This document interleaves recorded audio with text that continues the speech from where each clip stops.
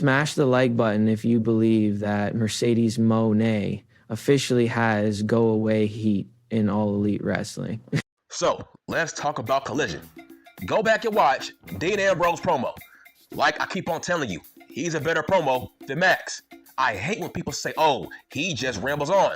I'm like, hold on, bitch. Shut up, right? Shut the F up. Because you were not saying that when he was in the World Wrestling Federation. In fact, you were jerking him off. You were saying he was the best promo out of the Shield. First off, his promos have not changed. Not one bit. He has been rambling on for the past 10 years, homie. And last time I checked, All Elite Fake Pro Wrestling has not been around for the past 10 years. So please, show me proof, show me evidence that Dean Ambrose rambles off. There's no difference between Dean and Jon Moxley. No difference. You just want to nitpick because Jim Cornette tells you to nitpick. That's why. His promos are the same, bruh. For the past 10 years, his promos are the same. It's weird how what was good in the World Wrestling Federation, oh, it's bad in All Elite Fake Pro Wrestling. There's nothing wrong with the promos of Dean Ambrose. He talks exactly the same.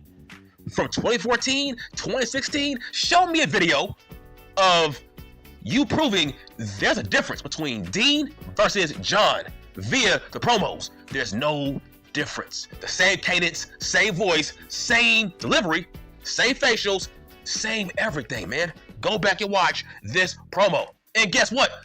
The crowd never said, shut the fuck up, clap, clap, clap. Shut the fuck up, clap, clap, clap. He had legit heat during this promo. The audience, they were legit booing Dean Ambrose during this promo. Dean Ambrose did not have go away heat. When the crowd tells you to shut the fuck up, even though you are supposed to be a great promo, that means you got go away heat. And the crowd is tired of you saying the same shit over and over and over again. That's what I mean. Max is an awful, bad fucking promo. I will never forget that. Last week, the audience, they told Max to shut the fuck up. But fast forward today, the audience did not tell Dean to shut the fuck up. They wanted to listen to what he had to say. How about that, bitch? That's called a great promo guy. That's what that's called. Being a great promo, and the crowd wants to hear what you have to say. Oh, Dean Ambrose, he rambles on. Man, fuck you. How come you was not saying that when Dean Ambrose was the world champion on SmackDown, you dumb bitch? Huh? How come you were not saying that when Dean Ambrose turned on Seth Freaky Rollins the night that Roman Reigns announced he had cancer? I'm talking about that Dean Ambrose. You were not saying he was rambling on during his promos. No, you were not saying that. You just want to nitpick because it's cool to nitpick Dean Ambrose, but not me. I am objective. He is a very good promo. I can't lie, he is. It's just the execution of this Death Riders BBC angle is not that good. But Dean Ambrose can still talk. This promo, it ended with Dean Ambrose saying, I am not going to give Edge a title shot, which is somewhat surprising because I thought the character of Dean Ambrose was a fighting champion. I'm shocked that he is turning down challenges. So, the next match on the card, the Undisputed Era versus Denny Garcia and his two jobber homeboys versus Shane Taylor and his jobber faction. I hate these kind of tag team matches because these matches, they feel like Survivor Series without the rules. That's why I don't like these matches. These matches should be saved for special occasions. Oh yeah, what I mean by jobbers is these men don't win matches besides Denny Garcia, Adam Coleslaw. That's about it. So it's fair game if I call them jobbers. Besides those names that I just mentioned, everybody is a jobber in this match. But here's what I don't get. Why are they teasing Denny Garcia versus Adam Coleslaw for the past 2 goddamn months, really? I'm like, bro, just book the match. Nobody cares about these two men. Who cares? Why are you teasing a feud? Why are you teasing a rift between these two? Nobody cares. Just book the match. So what do I think about this match? This match was a house show match. I will give this match a 6 out of 10. Adam Cole won with the last shot against one of Shane Taylor's jobber friends. And 1, 2, 3, Adam Cole and his group won. Now they are slowly teasing that Adam Cole might challenge Danny Garcia for the TNT Championship. But how long are you going to tease this? It's going on almost 2 months. Nobody cares about these two. So after the match, the Death Rider BBC Club, they came out of nowhere and they jumped Adam Cole, Kyle, and Roddy. So next week is going to be the Death Rider BBC Club versus Adam Cole, Roddy, Kyle for the Trios Tag Team Championships on Dynamite. Now, who do I think should win that match? I think Adam Cole, and Kyle and Roddy, I think they should beat the Death Rider BBC Club for those Trios Tag Team Championships. I think that makes more sense. But on the bright side, hopefully they will add Kyle O'Reilly to the Death Riders BBC Club and kick out Wheeler Useless. Hopefully this is a sign. So here's how you book it.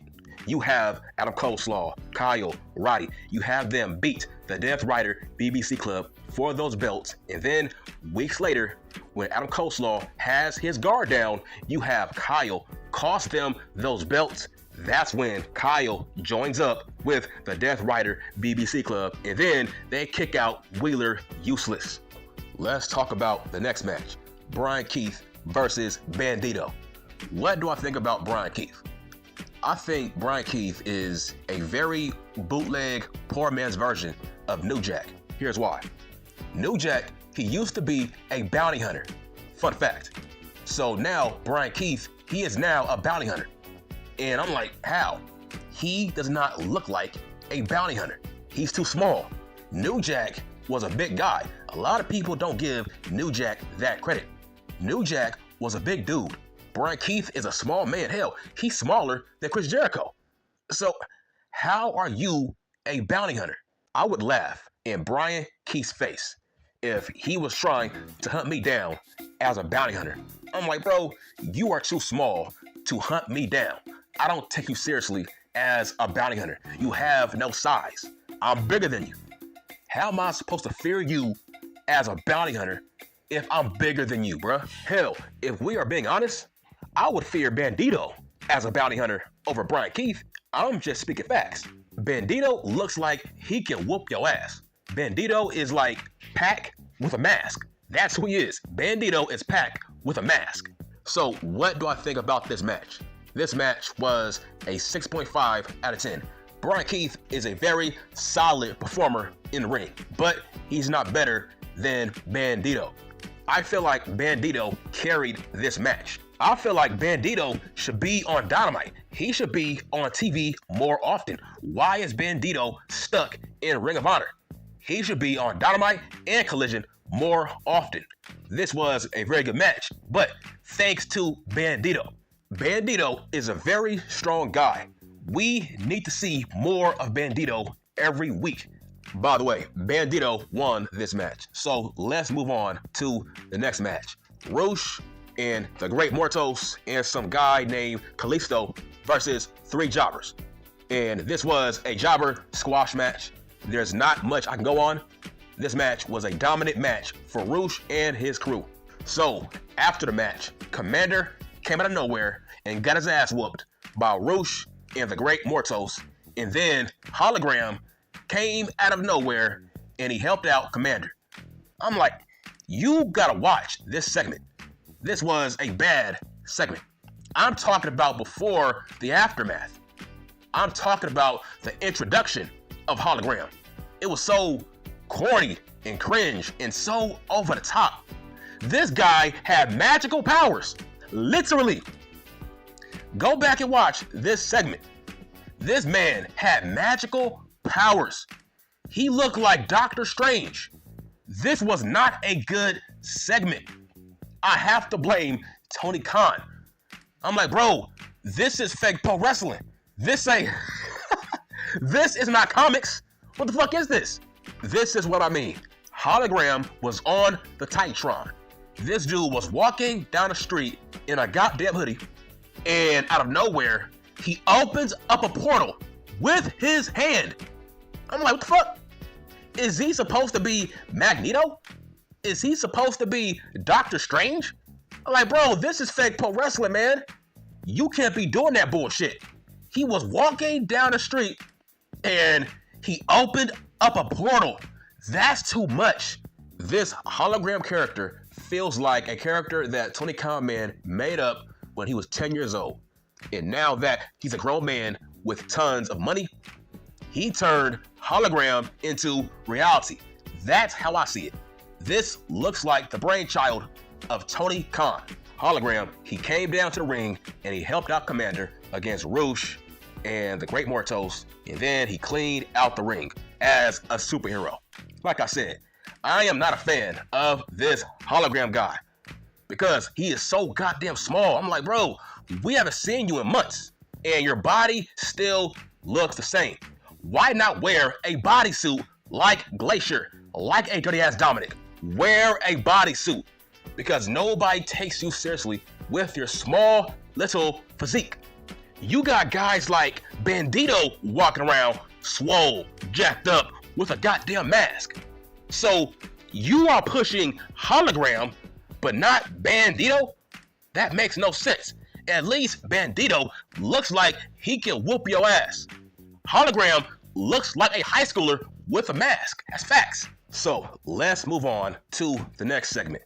The sexy ass Harley Cameron concert. This concert was very entertaining until Sasha Banks got jealous and she interrupted sexy ass Harley Cameron. I'm like, we did not need Sasha Banks during this segment. I'ma say, sexy ass Harley Cameron is a talented singer. And that's why Sasha Banks got jealous, because Harley Cameron has more talent than Sasha Banks. By the way, Sasha Banks had go away heat during this segment.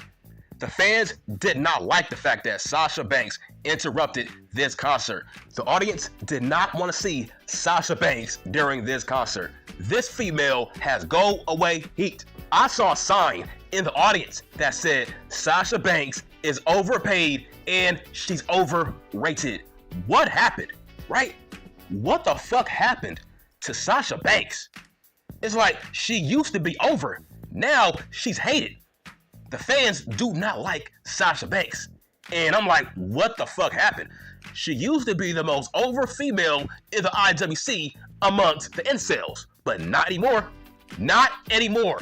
Even the incels have turned on Sasha Banks. Because if I'm seeing signs that say Sasha Banks is overpaid and she's overrated, I mean, let's be honest. She used to be one of the most popular females out of the 4 horsewomen, but not anymore. She might be the most hated out of Bayley, Becky, Charlotte, etc. She might be the most hated out of all of them.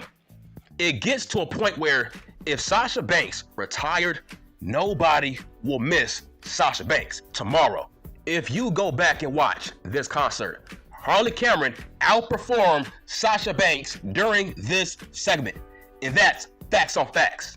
So I'm assuming that down the line, Harley Cameron is going to challenge Sasha Banks for the TBS Female Heavyweight Championship.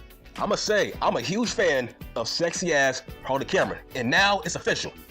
Harley Cameron is going to challenge Sasha Banks for her championship at Grand Slam, Australia. I think that's where sexy ass Harley Cameron is from. So that match does make sense. I guarantee you this, Harley Cameron is going to get a huge pop in Australia at Grand Slam. So the next match, Goldust versus some jobber. Like I said, Goldust, he's too old to be wrestling jobber enhancement talent matches. I don't get it. So this match ended under 1 minute, and then Goldust cuts a promo on Max to promote their match for next week on Dynamite. I want to talk about this next segment, the Death Rider BBC Club backstage cutting a promo. I'm talking about Cesaro. Like I said, the promo ability of Dean Ambrose has rubbed off on Cesaro. Cesaro has gotten better at promos. Go back and watch this segment. For the past 4 months, Cesaro has not cut out one bad promo. you have to thank Dean Ambrose. Dean Ambrose has taught Cesaro how to talk. So, the next match, sexy ass Penelope Ford versus Thunder Rosa. I believe that this was actually the best match of the night so far, because this match had tons of near falls. I must say, Miss Ford has gotten better as a fake pro wrestler. I think this match had the wrong winner. I think Miss Ford should have won this match. Thunder Rosa does not need to win any more matches against females like Miss Ford.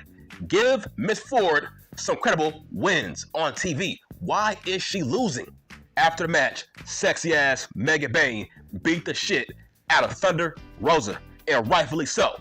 She did not deserve to win this match. I'm guessing sexy ass Megan Bayne's first feud is going to be against Thunder Rosa. The next match, sexy ass Mariah May versus some jobber female. Now, I don't get this. Exactly with Goldust. Why is Mariah May in jobber enhancement talent matches? She's the female world heavyweight champion. This makes no sense. Imagine Cody Rhodes versus some jobber on SmackDown, a local enhancement guy. Just imagine. That wouldn't make sense. You cannot book your female world heavyweight champion against a local jobber talent. So this match was used to set up the return of Luther. And then afterwards, Big Booty Timeless Toni Storm came out of nowhere and she beat up Mariah May to, I guess, prolong their feud going into Grand Slam.